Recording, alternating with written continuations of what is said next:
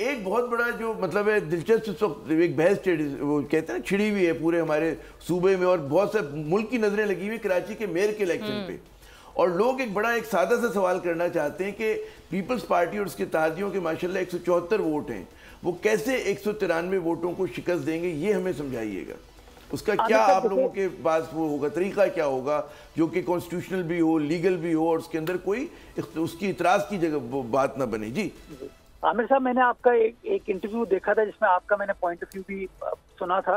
देखिए, पहली चीज तो ये है कि ये जो इलेक्शन होता है इसके अंदर आपको हर पार्लियामानी पार्टी की अपनी एग्जिस्टेंस है, और वो पार्लियामानी पार्टी पाकिस्तान पीपल्स पार्टी की शक्ल में जिसकी 155 सीट्स हैं, जमात इस्लामी की 130 सीट्स हैं, पाकिस्तान मुस्लिम लीग नवाज की 14 सीट्स हैं, पीटीआई की 62 सीटें हैं, जेयूआई की 4 सीटें हैं और 1 सीट तहरीक-ए-लब्बैक पाकिस्तान की है। अब इसके अंदर हर सियासी जमात को ये हक हासिल है कि वो फैसला करे, और वो पार्लियामानी पार्टी फैसला करेगी उसकी कि जी वो किस सियासी जमात के साथ बैठना चाहती है। क्या पता पाकिस्तान पीपल्स पार्टी नून लीग के साथ बैठे, नून लीग के साथ जेयूआई टीएलपी भी हमारे साथ आ जाए, क्या पता जमात इस्लामी वाले रिविजिट कर जाएं अपना फैसला, क्या पता पीपल्स पार्टी रिविजिट कर ले अपना फैसला, क्या पता पाकिस्तान तहरीक इंसाफ की पार्लियामानी पार्टी एक बार तश्कील हो जाए, वो फैसला कर लें कि वो क्या फैसला करना चाहते हैं। क्योंकि आपको याद होगा बहुत सारे लोग इसके ऊपर एक्सपर्ट राय देते हैं। जब ये पंजाब असेंबली का फैसला हो रहा था तो आपको याद होगा काफ लीग के हवाले से चौधरी शुजात साहब पार्टी के सरबराह थे, सदर पाकिस्तान मुस्लिम लीग के, और चौधरी परवेज इलाही साहब जो है वो पार्लियामेंट्री लीडर थे मुस्लिम लीग के पंजाब असेंबली में।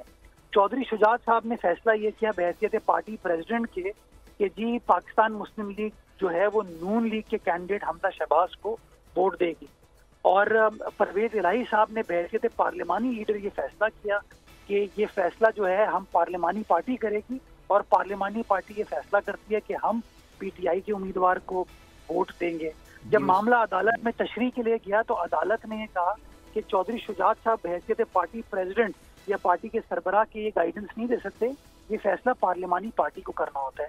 तो पीटीआई की पार्लियामानी पार्टी बनने दें, नून लीग की पार्लियामानी पार्टी बनने दें, पीपल्स पार्टी की पार्लियामानी पार्टी बनने दें, जमात इस्लामी की बनने दें, वो फैसला फिर कर लेंगे, और जो सियासी जमात वो नंबर पूरा करेगी वो अपना मेयर ओपन फॉर डिबेट है। लगाई साहब, नहीं, मैं समझता हूँ कि ये जो नंबर का गेम है कि पाकिस्तान पीपल्स पार्टी कितने हैं या जमात इस्लामी कितने हैं, वो जो फैसला किया था पार्लियामानी पार्टी ने और उस पर जो सुप्रीम कोर्ट का वर्डिक्ट आया था, सुप्रीम कोर्ट तो एक फैसला किसी भी मामले पर दे देती है, लेकिन उसके बाद जब रिव्यू होता है तो उसको बदल भी सकती है। अभी तक तो उसी का रिव्यू पड़ा हुआ है जो फैसला उसने किया था।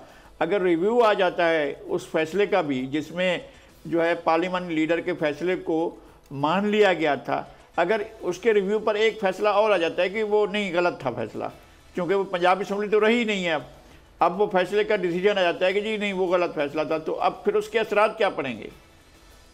अब देखिए ये तो जब फैसला आएगा तब उसका फैसला किया जाएगा, लेकिन मुझे बड़ी हैरत ये होती है कि जब किसी फैसले का इतलाक पीपल्स पार्टी के खिलाफ होता है तो उसको एक तरीके से तशरीह कर दी जाती है कि वो बिल्कुल अटल है चीज़, और जब उसका इतलाक लेट से पीपल्स पार्टी के फेवर में हो रहा होगा तो उसकी एक अलग तशरीह कर दी जाती है।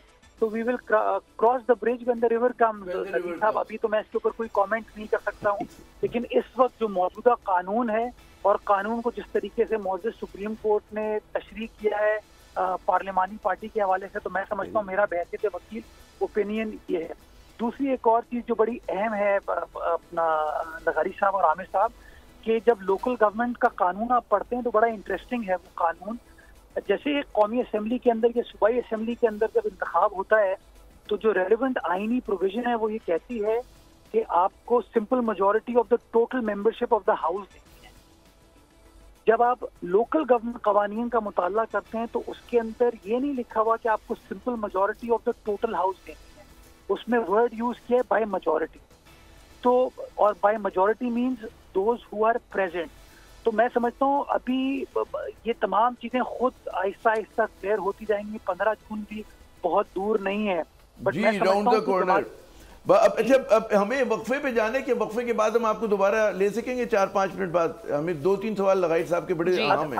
अगर आमिर साहब में अवेलेबल हुआ तो मैं बिल्कुल चले, हम कोशिश करके देख लेंगे, वरना विशु गुड लक आपको भी और हाफिज नईम साहब को भी। ठीक है। बजट 2023-24 की सबसे बड़ी ट्रांसमिशन, बोल एक मर्तबा फिर सबसे आगे। वजीर खजाना की बजट तकरीर की सबसे बड़ी कवरेज, 62% अवाम ने देखा बोल की स्क्रीन पर। Welcome back to the budget transmission. सबसे बड़े पैनलिस्ट और रिपोर्टर्स की बड़ी टीम ने बजट के लम्हे लम्हे की अपडेट से किया बाखबर अपनी अवाम को। में यूं कह रहा हूं कि एक तरफ ये ख्वाहिश है कि लोगों को रिलीफ दी जाए, क्योंकि इलेक्शन सर पर है, तो कोई ऐसा बजट दे जो पॉपुलिस्ट हो, क्योंकि बोल रखता है खबर के हर पहलू पर नजर। बोल है सबसे आगे, सबसे पहले। सब्सक्राइब करें और बेल दबाएं ताकि कोई खबर रह न जाए।